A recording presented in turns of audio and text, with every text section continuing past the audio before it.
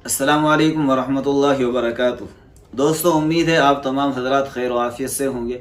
अल्लाह तबारक व ताला आप सबको अपनी आफियत में रखे। आज इंशाअल्लाह मैं आप हजरात के सामने बहुत अहम मसला बताने जा रहा हूँ। आप हजरात से बड़े अदब के साथ दरख्वास्त, इस पूरे मसले को सुने, इस पूरी वीडियो को देखें और अपने तमाम जानने वालों को, दोस्तों को ये वीडियो ज़रूर दिखाएं, उनको समझाएं, उनको बताएं, क्योंकि ये एक ऐसा मसला है जिसको पूछने में, मालूम करने में लोग बहुत ज़्यादा शर्म महसूस करते हैं और वाक़ईतन शर्म आती भी है।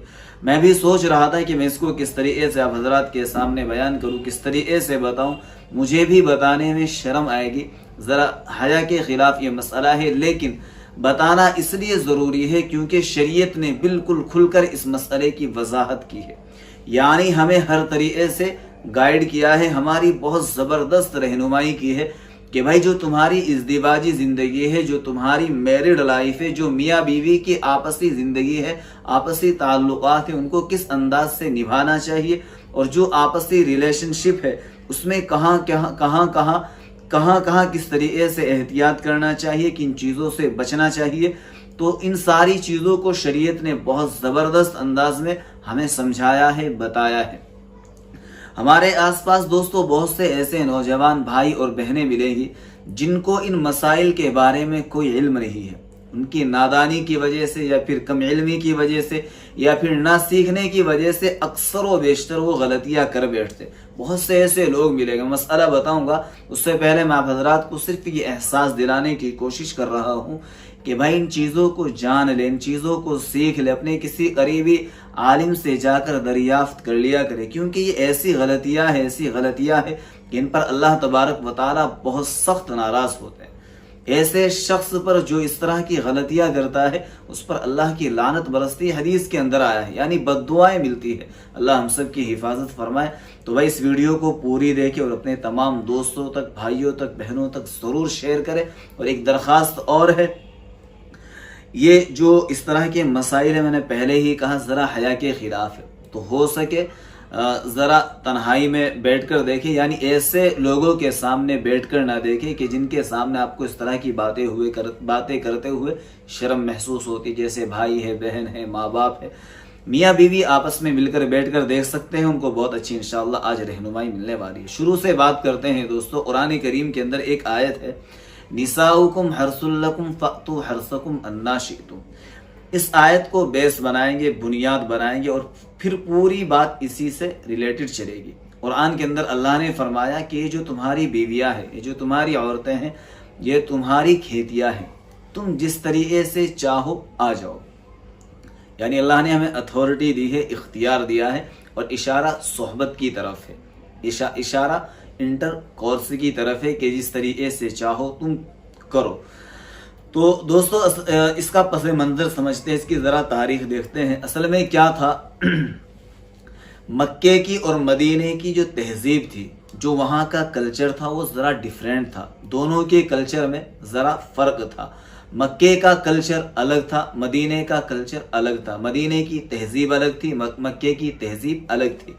बहुत सारे मामलात में जहाँ उनका कल्चर अलग हो रहा था, वहाँ इस चीज़ में भी उनकी तहजीब अलग थी। यानी जब मियाँ बीवी आपस में सोहबत करते, मुलाकात करते, इंटरकोर्स करते, तो यहाँ भी उनके जो ख्यालात थे, जो नज़रियात थे, वो दोनों के जुदा जुदा थे, अलग अलग थे। जो मक्के वाले जो लोग थे वो सोहबत करने में, इंटरकोर्स करने में बहुत ज़्यादा माहिर थे। और जो मदीने वाले थे, चूँकि मदीने के अंदर यहूदी आबाद थे, तो मदीने के लोगों पर यहूदी तहजीब जो थी वो गालिब थी, वो उससे बहुत ज़्यादा मुतासिर थे। जैसे वहाँ मदीने के अंदर बनु कैनका, बनु नज़ीर और इसी तरीके से खैबर, ये तमाम लोग वहाँ आबाद थे और उनके इस तरह के अजीब अजीब नज़रियात थे कि भाई बीवी से सिर्फ एक ही रास्ते से सोहबत कर सकते हैं, वो है ऊपर के रास्ते से। यानी कोई आदमी अगर अपनी बीवी से सोहबत करेगा तो वो ऊपर के रास्ते से आकर सोहबत करेगा, किसी और रास्ते से सोहबत नहीं कर सकता। और ये भी ख्याल था कि अगर किसी आदमी ने अपनी बीवी को उल्टा लेटाकर सोहबत की, इंटरकोर्स किया, तो फिर उसके यहाँ औलाद नक्स वाली होगी, यानी आँख में कमी आ जाएगी या जिस्म के किसी हिस्से के अंदर कमी आएगी। किस वजह से? अगर कोई आदमी अपनी बीवी से उल्टा लेटाकर सोहबत करेगा। चुनाचे एक ऐसा वाक़या पेश आया दोस्तों कि एक सहाबी थे, जब इनका निकाह मदीने की खातून से हुआ, क्योंकि मक्के के लोग मदीने की तरफ हिजरत कर रहे थे, मक्के से लोग मदीने की तरफ आ रहे थे। तो जब इनका निकाह मदीने के खातून से हुआ और रात में ये अपनी बीवी से हमबिस्तर होने के लिए गए, उनसे इंटरकोर्स करना चाहा, जीमा करना चाहा, जो भी आप समझे, आप समझ गए होंगे कि मैं क्या बात कर रहा हूँ। जब इन दोनों ने आपस में मुलाकात करना चाहिए, तो मैंने पहले ही बता दिया कि मक्के के लोगों की जो तहजीब थी इस मामले के अंदर बिल्कुल अलग थी और मदीने वालों की बिल्कुल अलग थी। बल्कि इनका ये ख्याल था कि अगर कोई उल्टा लेटा कर सोहबत करेगा तो उसके यहाँ बच्चे नक्स वाले होंगे, ऐब वाले होंगे।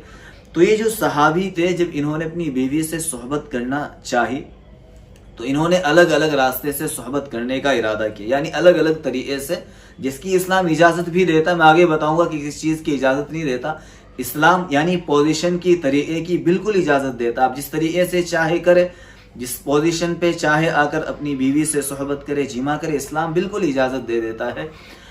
तो इन सहाबी ने जब पोजीशन चेंज करने की कोशिश की, अलग तरीके से इन्होंने सोहबत करना चाहिए, तो वो जो वहाँ की जो खातून थी मदीने की, उन्होंने इस चीज़ को मना किया कि ये तुम क्या कर रहे हो, काम गलत है, ये गंदा काम है, ये गलत काम है। तो इन सहाबी को हैरानी हुई, कहने लगे कि भाई तुम मेरी बीवी हो, तुम मेरी बीवी हो, मुझे इजाज़त है, मैं जिस तरीके से चाहे करूँ। रात तो दोस्तों किताबों के अंदर आता है कि रात तो इनकी जैसे तैसे गुजर गई, यानी जैसे तैसे इन्होंने बहस करके या जो भी करके आपस में रात गुजारी।